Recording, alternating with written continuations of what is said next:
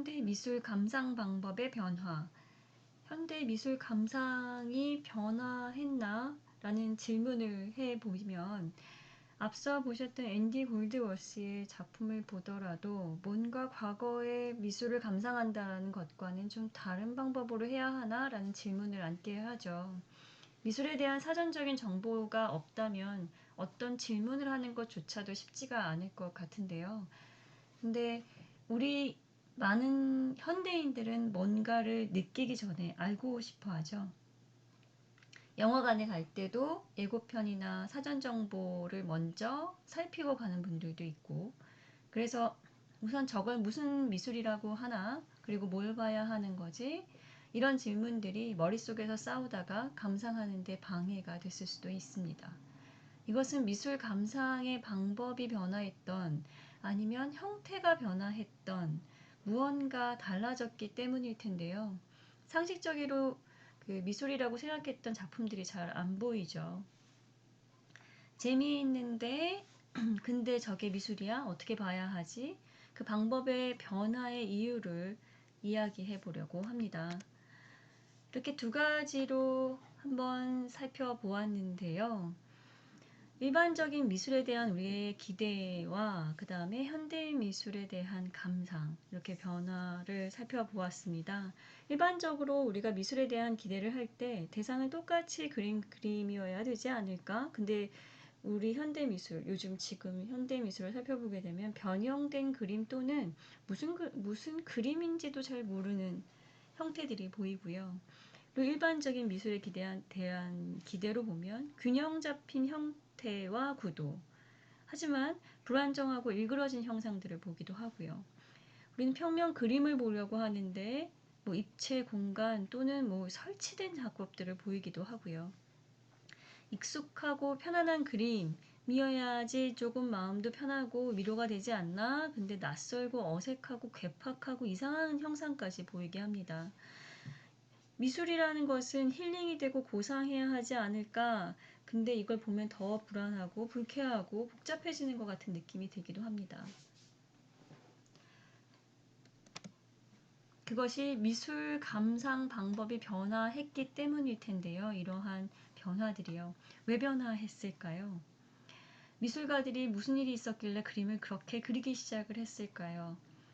첫 번째로 이야기할 수 있는 것은 쉽게 사진기의 발명입니다. 과거 역사 속으로 가게 되면 그림은 사진을 대체했었죠. 왕이나 귀족이 자신의 얼굴을 남기고 싶을 때 예술가들이 초상화를 그렸습니다.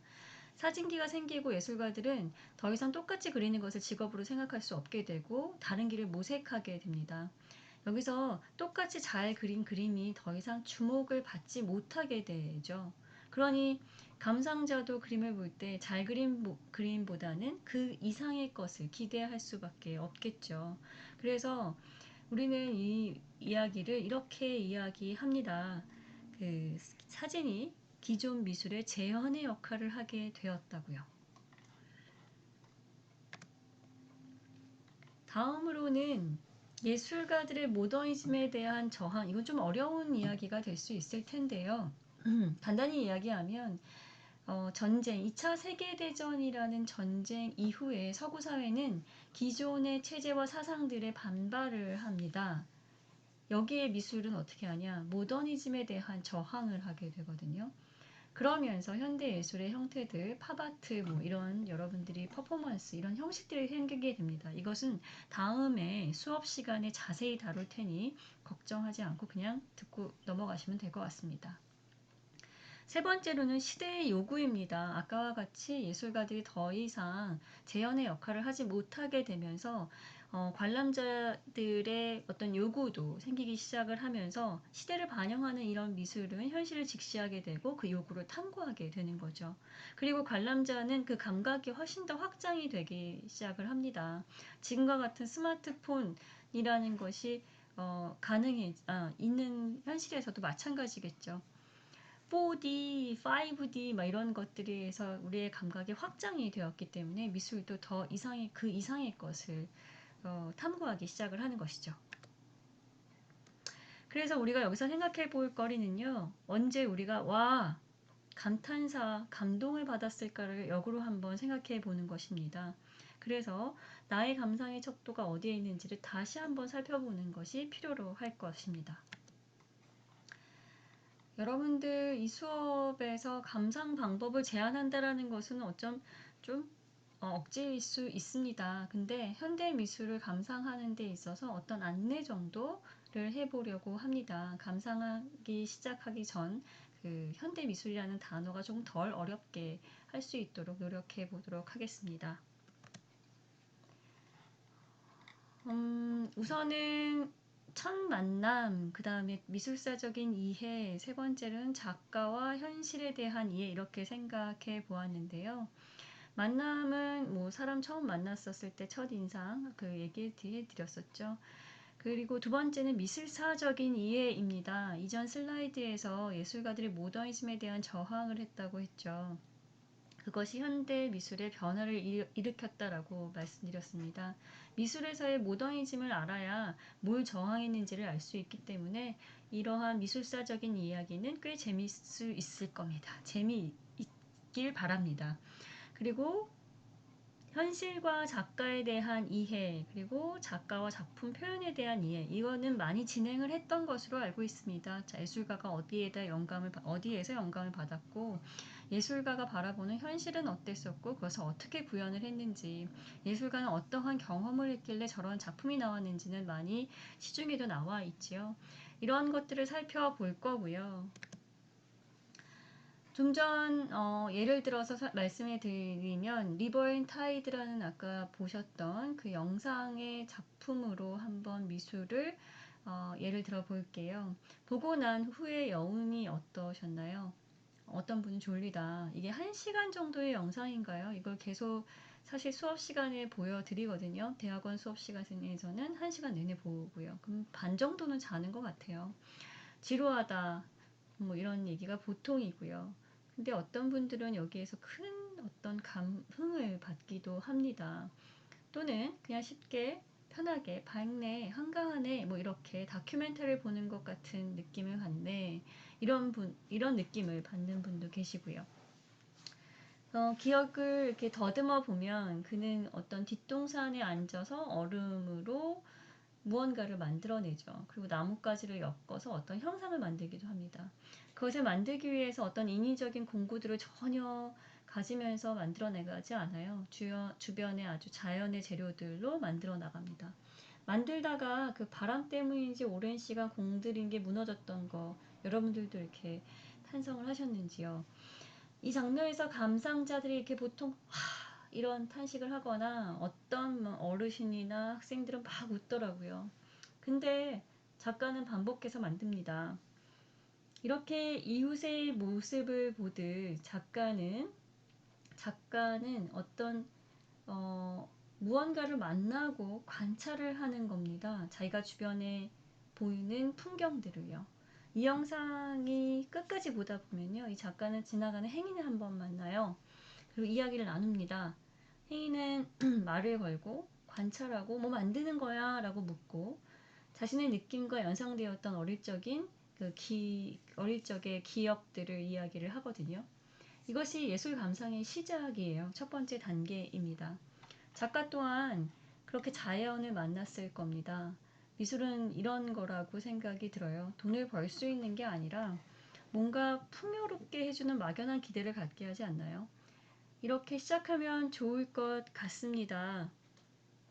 그럼 이런 미술을 도대체 뭐라고 이야기할까요? 미술사적으로 이런 미술을 대지미술이라고 합니다. 이 영국 여행을 혹시 가실 기회가 있으면 테이트 미술관이나 유명 박물관에서 그의 작품을 볼 수가 있는데요.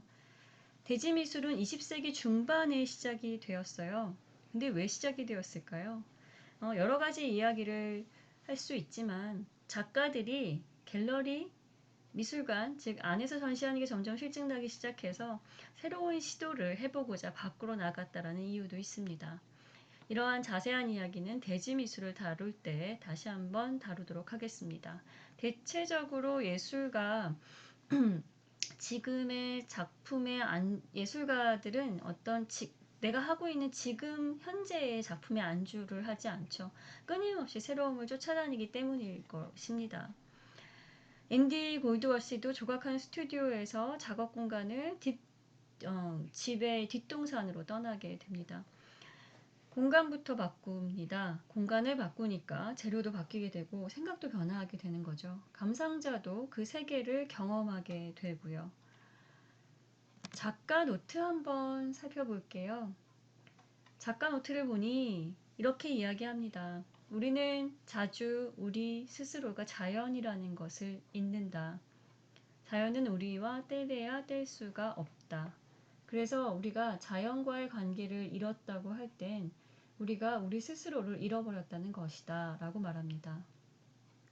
영상 보면서 참 쓸데없는 놀이를 하고 있는데 그런 것 같았는데 뭔가 깊이 있는 이야기를 하는 것 같습니다. 뭐 자연의 순환, 동양의 장자의 자연의 법칙을 논하는 듯한 예술가인데 또 철학자의 길을 이야기하는 것 같고요.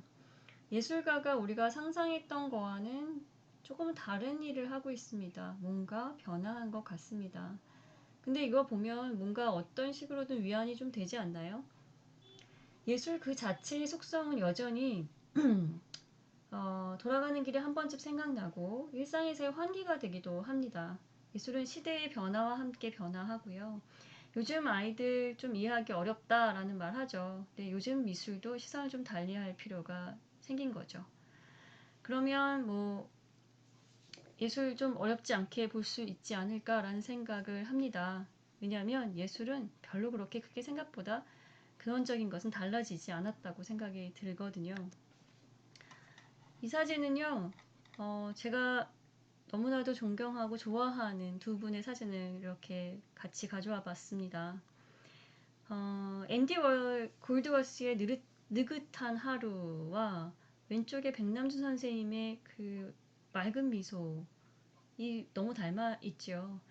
이렇게 마음의 산책을 좀 떠나보면 어떨까 라는 마음으로 현대미술론을 들어보면 어떨까라고 생각이 합니다. 이렇게 해서 1강을 마치겠습니다. 고생하셨습니다.